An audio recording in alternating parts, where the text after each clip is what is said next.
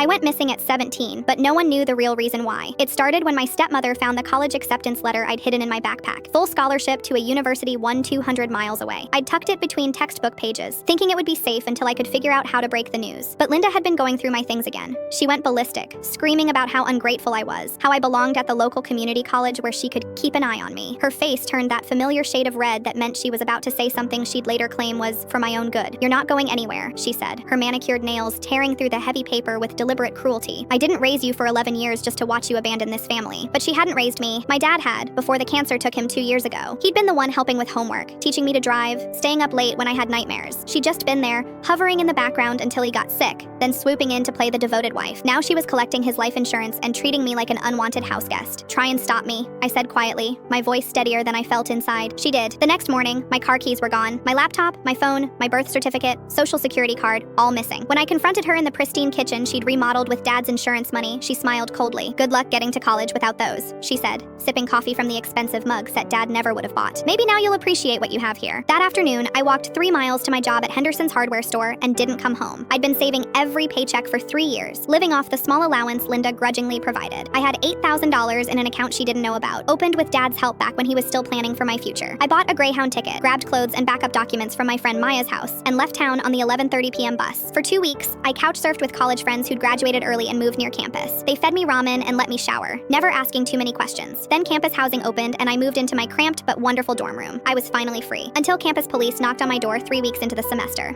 The officer was middle-aged with kind eyes, but his presence made my stomach drop. "Are you Kaya Noor? You've been reported missing. Your mother is frantic." Apparently, my stepmother had called police departments in 3 states, played the devastated parent, claimed I'd disappeared without warning after a small family disagreement. She conveniently left out the part about stealing my documents and trying to sabotage my future. Detective Morrison seemed skeptical when I explained everything. His expression grew more serious when I showed him the torn acceptance letter I'd carefully taped back together, and bank statements proving my financial independence. "She's been texting you?" he asked, scrolling through weeks of increasingly unhinged messages demanding I come home, threatening to cut off support I'd never received anyway. He made some calls, his voice low and professional. Turns out my stepmother had also been collecting survivor benefits meant for me since my dad died. Money that was supposed to help with college expenses. That's fraud. 20 minutes later, my phone rang. The caller ID showed Linda's number, but Detective Morrison answered. "Ms. Noor is 18 and a legal adult," he said firmly. "She's safe, in college, and doesn't want contact. Stop filing false reports or you'll face charges for wasting police resources, and we'll be investigating those benefit claims." The line went quiet except for sharp breathing, then she hung up. He handed my phone back with a slight smile. "You don't have to be anyone's prisoner. You've got your whole life ahead of you." I never heard from her again. Last I heard, she'd moved out of state, probably to avoid the investigation. I graduated summa cum laude 4 years later with a degree in engineering. My dad would have been proud.